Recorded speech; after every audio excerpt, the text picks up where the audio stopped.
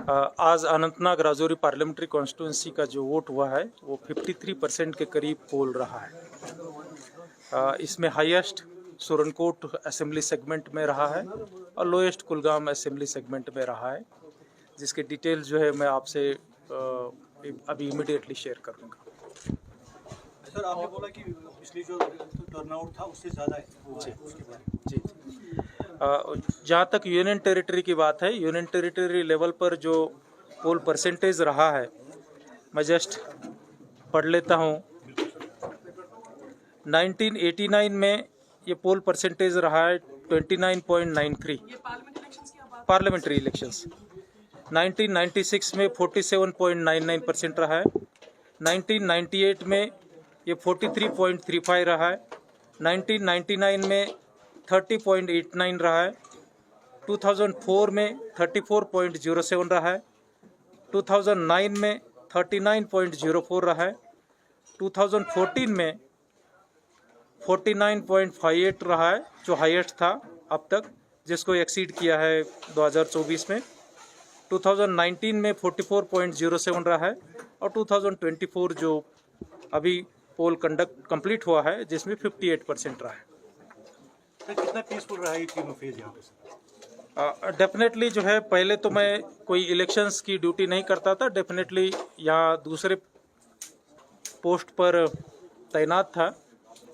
जो भी पढ़ता था, सुनता था, उससे लगता था कि क्वाइट वायलेंस जो है खास करके पोल दिन पर बड़े पैमाने पर होती थी। आपने देखा कि पांचों फेजेस में, इंक्लूडिंग कश्मीर के जो 3 फेजेस हुए, उसमें कोई भी स्टोन पेल्टिंग का वाकया, कहीं भी पोलिंग पार्टीज़ को जाने में मुश्किलात होना, उनके व्हीकल्स पर कहीं डिफ़िकल्टीज जाना, या हमें उस मजबूरी के हिसाब से जो है कहीं पोलिंग स्टेशन एक जगह से दूसरी जगह पर शिफ्ट करना, ये कहीं ज़रूरत नहीं लगी है।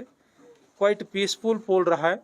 स्टिल कैंपेनिंग के दरमियान कुछ एक जगह पर हिंसा हुई है, वायलेंस हुआ है, भले वो डायरेक्टली पोल रिलेटेड नहीं रहा है, मतलब कैंडिडेट, पॉलिटिकल पार्टीज़ के कैंपेन्स, या मान लीजिए पोल रिलेटेड जो हमारा स्टाफ था उससे रिलेटेड नहीं रहा है, लेकिन वायलेंस जो है, जो आज पर्टिकुलर पार्लियामेंट्री कॉन्स्टिट्यूंसी पोल को गई थी, उस पार्लियामेंट्री कॉन्स्टिट्यूंसी में कुछ इंस्टेंसेस रहे।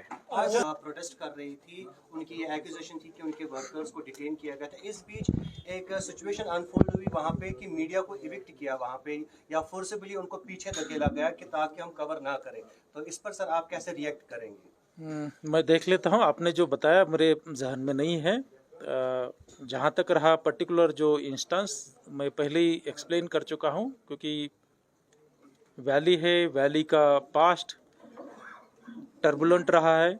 टर्बुलेंट पास्ट को मद्देनज़र रखते हुए law and order agencies preventive measures लेती है, और प्रिवेंटिव मेजर्स लेते हुए हम ये नहीं देखते कि उसका सोशो रिलीजियस पॉलिटिकल क्या बैकग्राउंड है। हम जस्ट देखते हैं कि उसकी पास्ट हिस्ट्री या जो कहीं रिकॉर्ड रहा है वही देख करके जो है उसके इकदाम लिए जाते हैं।